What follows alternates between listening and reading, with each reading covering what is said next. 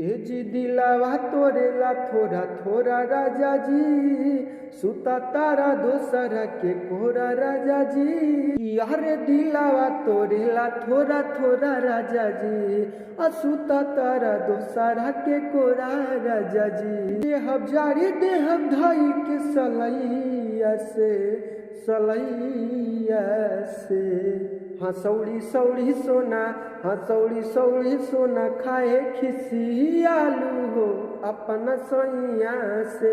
सौड़ी सौड़ी सोना काहे खिसी आलू हो अपना सैया से। ये सॉन्ग डिम्पल सिंह और खेसारी लाल जी का है, जो कि बहुत ही शानदार सॉन्ग है।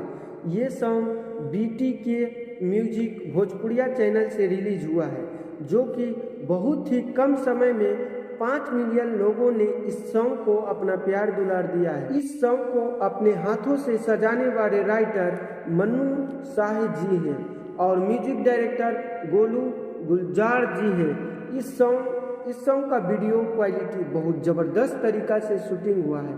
आप लोग एक बार इस सॉन्ग को जरूर सुनें। बता दें दोस्तों, इसी प्रकार से भोजपुरिया से रिलेटेड जानकारी पाने के लिए हमारे चैनल को सब्सक्राइब करें और नए नए वीडियो पाने के लिए हमारे चैनल से जुड़ें। धन्यवाद।